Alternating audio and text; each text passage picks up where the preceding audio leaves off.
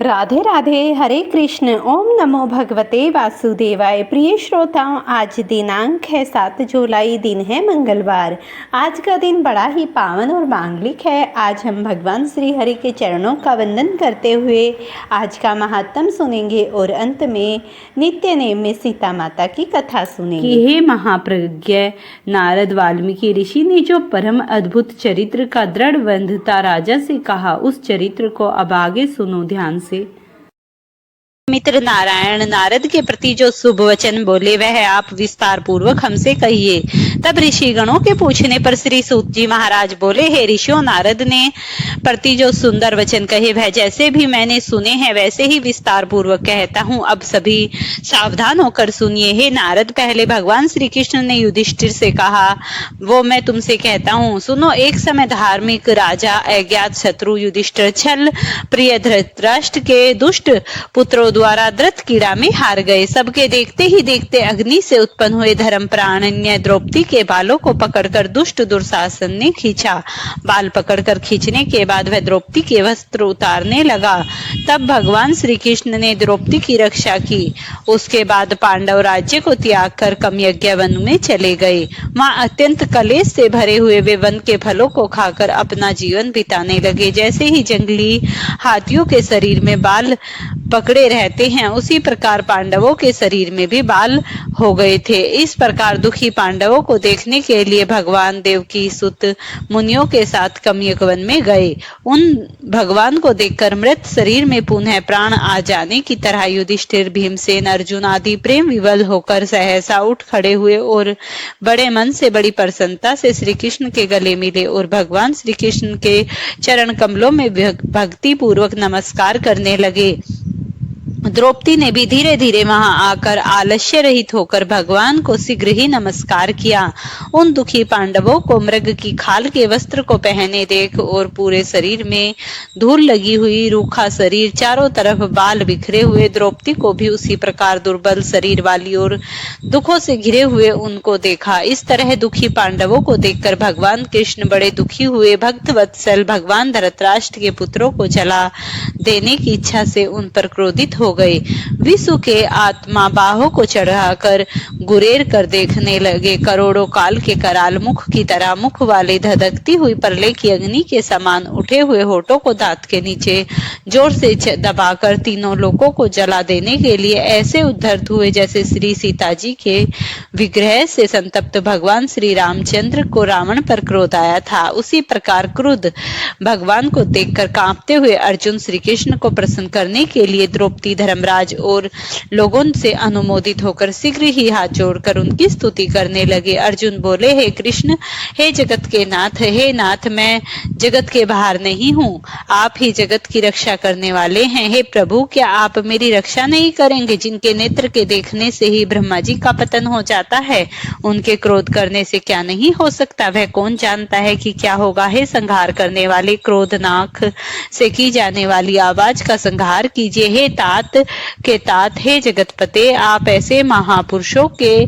क्रोध से संसार का प्रलय हो जाता है। संपूर्ण तत्वों को जानने वाले, सर्व वस्तुओं के कारणों के कारक, वेद और वेदांग के बीच के प्रति आपको साक्षात कृष्ण हैं और मैं आपकी वंदना करता हूँ। आप ईश्वर हैं, इस चराचर संसार को उत्पन्न किया है, सर्व मंगल के मांगल्य हैं और आप ही संतान के बीज रूप हैं। इसीलिए एक के अपराध से आपके द्वारा बनाए समस्त विश्व का आप नाश कैसे करेंगे? ऐसा कौन भला होगा जो मच्छरों के जलाने के लिए अपने शरीर को ही जला देता है? श्री नारायण बोले, दूसरों की वीरता को मर्दन करने वाले अर्जुन ने भगवान से इस प्रकार निवेदन कर प्रणाम किया। श्री सूत जी कहने लगे, हे ऋषियों, श्री कृष्ण ने अपने क्रोध को शांत किया और स्वयं श्री चंद्रमा की तरह शांत हो गए। इस प्रकार भगवान को शांत देखकर पांडव स्वस्थ हुए, प्रेम से प्रसन्न मुख और प्रेम विवल हुए। सभी ने भगवान को प्रणाम किया और फिर जंगली कंदमूल, फल आदि से उनकी पूजा की। नारायण बोले, तब भगवान शरण में जाने वाले भक्तों के ऊपर कृपा करने वाले श्री कृष्ण को प्रसन्न जान विशेष प्रेम से भरे हुए नर्म अर्जुन ने उन्हें बारंबार नमस्कार किया और जो प्रश्न अपने हमसे किया वही प्रश्न उन्होंने श्री कृष्ण से किया। इस प्रकार अर्जुन का प्रश्न सुनकर श्री कृष्ण क्षण मात्र मन में सोचकर अपने सुहृदय पांडवों को और व्रत का धारण किए हुए द्रौपदी को आश्वासन देते हुए वक्ताओं में श्रेष्ठ श्री कृष्ण पांडवों ने इस प्रकार हितकारी वचनों में बोले, हे राजन, हे महाभाग, अब मेरा वचन सुनो। आपने यह प्रश्न अपूर्व किया, इसका उत्तर देने में मुझे उत्साह नहीं हो रहा। इस प्रश्न का उत्तर तो गुप्त ही है, ऋषियों को भी इसी का पता नहीं। फिर भी हे अर्जुन, मित्र होने के नाते या फिर तुम हमारे भक्त हो, इस कारण हम कहते हैं, हे सुवर्त, वह जो उत्तर है अति उग्र है, इसीलिए क्रम से सुनो। चैत्र आदि में जो 12 मास निमेष महीने के दोनों पक्ष घड़ियां पहर त्रिपहर 6 ऋतुएं मुहूर्त दक्षिणायन और उत्तरायण वर्ष चारों युग इसी प्रकार परध्य तक को जो काल है वह सब और नदी समुद्र तालाब कुएं बावरी गड्ढे सातों लात औषधियां वृक्ष बांस आदि पेड़ वन की समस्त औषधियां नगर गांव पर्वत पुरियां यह सब मूर्ति वाले हैं और अपने अपने गुणों से उपजे जाते हैं। इनमें ऐसा कोई अपूर्व व्यक्ति नहीं जो अपने अधिष्ठात्र देवता के बिना रहता हो। अपने पन अधिकार में पूजे जाने वाले यह सभी फल को देने वाले हों। अपने अपने अधिष्ठात्र देवता के योग्य के महात्म से यह सब सौभाग्यवान है। हे पांडुनंदन, एक समय अधिमास उत्पन्न हुआ। उस उत्पन्न हुए असहाय निंदित मास को सब लोग बोले कि यह मलमास सूर्य की संक्रांति से रहित है, इसीलिए पूजने योग्य नहीं है। यह मास मूल रूप से होने में छूने योग्य भी नहीं है और सभी शुभ कर्मों में अग्राही है। इसी प्रकार के वचनों को लोगों के मुख से सुनकर यह मास निरुद्योग प्रभा रहित दुख से घिरा हुआ और अति खिन्न मन चिंता से ग्रस्त मन होकर व्यथित हृदय से मरने के समान हो गया। फिर वह धैर्य धारण कर मेरी शरण में आया। हे नर, वैकुंठ भवन में जहाँ मैं रहता था वहां पहुंचा और मेरे घर में आकर मुझे परम पुरुषोत्तम को इसने देखा और उस अमूल्य रत्नों से जटिल स्वर्ण के सिंहासन पर बैठाकर मुझको देखकर ये धरती पर साष्टांग दंडवत कर हाथ जोड़ नेत्रों से बारंबार आंसुओं की धारा बहता हुआ धैर्य धारण कर खड़ी हुई गदगद वाणी से बोला। श्री सूत जी महाराज ऋषियों को बताते हुए कहने लगे कि इस प्रकार महामुनि बद्रिकानाथ कथा कहकर मौन हो गए। तब भगवान के मुख से कथा सुन भक्तों के ऊपर दया करने वाले नारद मुनि बोले। नारद मुनि ने नारायण नारायण इस प्रकार अपनी पूर्ण कला से विराजमान भगवान विष्णु के निर्मल भवन में जाकर भक्ति द्वारा मिलने वाले जगत के पापों को दूर करने वाले योगियों को भी शीघ्र न मिलने वाले जगत को अभयदान देने वाले ब्रह्मा रूप मुकुंद जहाँ पर थे चरण कमलों की छाया में अधिमास में कहा था। तब नारायण भगवान ने देव ऋषि नारद को मलमास द्वारा कही जो बातें बताई वह सब आप अगले अध्याय में सुनिए। ब्रह्मा जी कीर्तन पुरुषार्थ स्तुति। श्री ब्रह्मा जी बोले, वेद शास्त्र विज्ञान और कर्मों के निधि हैं, उन्हें ओंकार प्रतिपाद परमेश्वर का मेरा बार बार नमस्कार है। समस्त विद्याओं को धारण करने वाले वाणीपति भगवान को प्रणाम है। अचैतन्य एवं सर्वज्ञ धर्मज्ञ नित्य बारंबार प्रणाम है। महाभाऊ अधोक्षता आप निराकार का यज्ञ स्वरूप है, आप ही सामूर्तिम सदा सर्व रूपधारी हैं। हे अचैतन्य, आप सर्व ज्ञान में हैं, आपके सबके हृदय में ज्ञान रूप में विराजमान है। देवादिदेव, आप मुझे इस प्रकार ज्ञान दीजिए कि मैं आपको बारंबार प्रणाम करूं। इति श्री नरसिंह ब्रह्मा पुरुषोत्तम स्तुति। इससे पहले के अध्यायों में जाना था कि सौनकादि 88,000 ऋषियों को पूजित होने के बाद सुखदेव जी जब आसन पर विराजमान हो गए तब उसके बाद कुछ भी उनका वृतांत नहीं हुआ। सौनकादि आदि 88,000 ऋषियों के पूछने पर सूत जी बोले, राजा परीक्षित के पूछने पर भगवान सुख द्वारा कथित परम पुण्यप्रद श्रीमद् भागवत सुखदेव जी के प्रसाद से सुनकर और उनके बाद राजा का मोक्ष भी देखकर यहाँ यज्ञ करने का तत्पर ब्राह्मणों को देखने के लिए मैं आया हूँ और यहाँ यज्ञ की दीक्षा लिए ब्राह्मणों को दर्शन कर मैं कृतार्थ हो गया। तब ऋषि बोले, हे साधु, अन्य विषयों की बातों को त्याग कर भगवान कृष्ण द्रौपायन के कृपा से उनके मुख से जो कुछ भी आपने सुना है वह अपूर्व विषय के। तब सूत जी कहने लगे, हे महाभाग, संसार में जिससे परे कोई सार नहीं। ऐसे मन को पवित्र करने वाले और जो सुधा में अधिकता रहित कर हैं, ऐसी पुण्य कथा हम लोगों को सुनाइए। तब जी बोले, श्री सूत जी ने कहा, विलोम अर्थात ब्राह्मण के चारु अर्थात खीर में क्षत्रिय का चरु मिल जाने से उत्पन्न होने पर भी मैं धन्य हूँ। जो पुरुष श्रेष्ठ मुझसे पूछ रहे हैं, भगवान व्यास जी के मुख से मैंने जो कुछ सुना है वह कथार्थ कथा कहता हूँ, सभी ध्यान पूर्वक सुनिए। एक समय नारद मुनि नर नारायण जी के आश्रम में गए, जो आश्रम तपस्वियों, सिद्धों तथा देवताओं से भी युक्त था और वैर, हवेड़ा, आंवला, बेल, आम, केथ, जामुन, कदम आदि और भी अनेक वृक्षों से सुशोभित था। भगवान विष्णु के चरणों से निकली हुई पवित्र गंगा और अलकंदा भी वहां से बह रही थी। ऐसे नर नारायण भगवान के स्थान पर श्री नारद मुनि ने जाकर उन पार ब्रह्म नारायण को मन साधन चिंतन में लगा रहा, जिसके जितेंद्रिय, काम, क्रोध आदि छह शत्रुओं को जीत लेने वाला है। अत्यंत प्रभा जिनके शरीर से चमक रही थी, ऐसे देवताओं के भी देव तपस्वी नारायण को साष्टांग दंडवत प्रणाम कर और हाथ में हाथ जोड़कर नारद जी उस मुनि व्यापक प्रभु की स्तुति करने लगे। नारद जी इस प्रकार बोले, हे देवादिदेव, हे जगन्नाथ, हे कृता सागर सतपते, आप सत्यवर्त हो, त्रिसत्य हो, आत्मा हो और सत्य संभव हो। हे सत्य योनि, आपको नमस्कार है। मैं आपको शरण में आया हूँ। आप जो भी संपूर्ण प्राणियों की शिक्षा के लिए और सर्वदा की स्थापना के लिए यहाँ पर आप तपस्या न करें तो जैसे कलयुग में एक पाप करने से सारी पृथ्वी डूबती है, वैसे ही एक पुण्य करने वाली पृथ्वी तर जाती है। इसमें तनिक भी संदेह नहीं है। पहले सतयुग आदि में जैसे एक पाप करता था तो सभी पापी हो जाया करते थे, ऐसी स्थिति हटाकर कलयुग में केवल कर्ता ही पापों से लिप्त होता है। यह तो आपके तप की ही स्थिति है। हे महाभाग, कलयुग में जितने प्राणी हैं सभी विषयों में आसक्त हैं।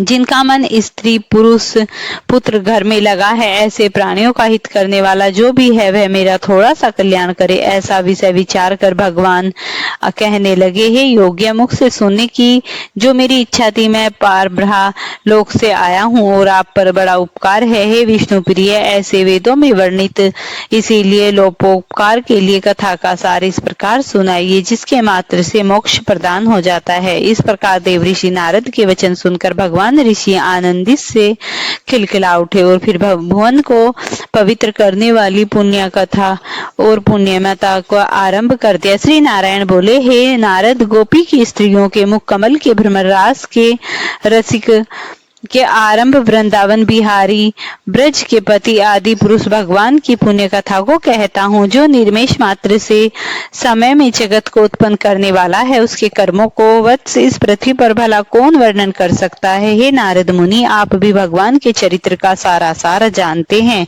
और उनकी वाणी को भी जानते हैं। प्रेम से बोलिए पुरुषोत्तम मास की जय हो।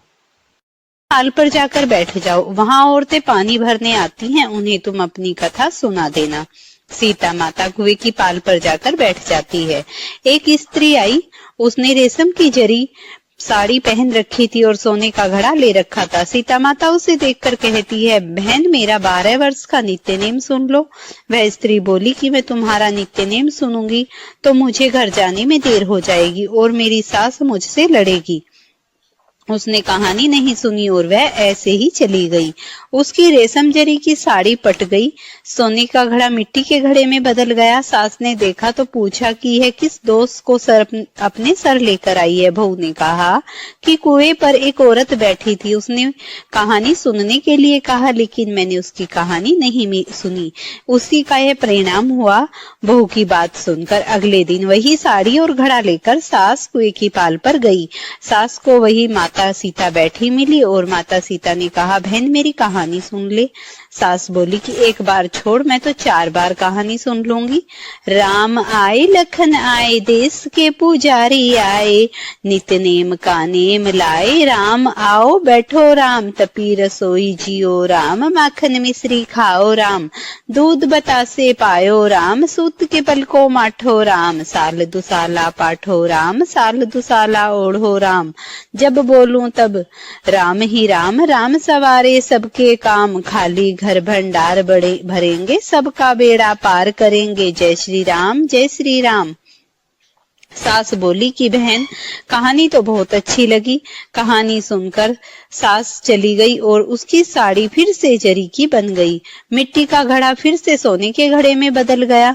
बहू कहने लगी, सासू माँ आपने ये सब कैसे किया? सास ने कहा कि बहू तू दोष लगा के आई थी और अब मैं दोष उतार कर आ रही हूँ। बहू ने फिर सास से पूछा कि कुएं वाली स्त्री कौन है? सास बोली कि वे सीता माता थी, वो पुराने को नया कर देती हैं, खाली घर के भंडार भर देती हैं, वह लक्ष्मी जी का वास घर में कर देती हैं, आदमी जो भी हो इच्छा उसे पूरी कर देती हैं। बहू बोली कि ऐसी कहानी मुझे भी सुना दो। सास बोली कि ठीक है, तुम भी सुनो। सास ने कहानी सुनानी प्रारंभ कर दी। राम आए लखन आए, देश के पुजारी आए, नित नेम का नेम लाए, आओ राम बैठो राम, तपी रसोई जियो राम, माखन मिश्री खाओ राम, दूध बतासे पायो राम, सूत के पल को माठो राम, साल दुसाला पाठो राम, साल दुसाला ओढ़ो राम, जब बोलूं तब राम ही राम, राम सवारे सबके काम, खाली घर भंडार भरेंगे, सबका बेड़ा पार करेंगे, जय श्री राम जय श्री राम, राम राम जय जय राम। कहानी सुनकर बहू बोली कि कहानी तो बहुत अच्छी लगी। सास ने कहा ठीक है, इस कहानी को रोज कहा करेंगे।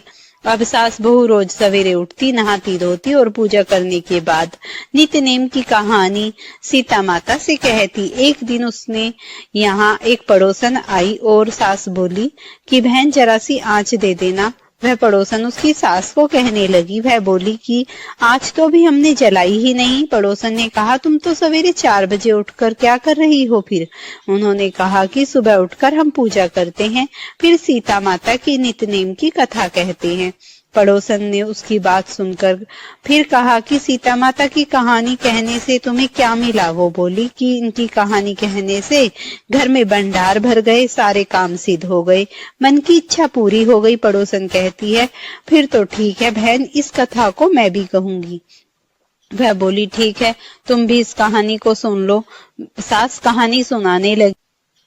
आए राम लखन आए, देश के पुजारी आए, नित्य नेम का नेम लाओ, आओ राम बैठो राम, तपी रसोई जियो राम, माखन मिश्री खाओ राम, दूध बतासे पायो राम, सूत के पल को माठो राम, साल दुसाला पाठो राम, साल दुसाला ओढ़ो राम, जब बोलूं तब राम ही राम, राम सवारे सबके काम, खाली घर भंडार भरेंगे, सबका बेड़ा पार करेंगे, जय सिया राम जय सिया राम, जय जय राम।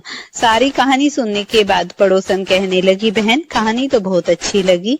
अब वह पड़ोसन भी नित्य नेम सीता माता की कहानी कहने लगी। कहानी कहने से सीता माता ने पड़ोसन के घर में भी भंडार भर दिए। हे सीता माता, जैसे आपने उनके घर में भंडार भरे वैसे भी आप हमारे घर के भंडार भरना। कहानी सुनने वाले और कहने वाले सबको सुखी रखना। प्रेम से बोलिए सीता मैया की जय।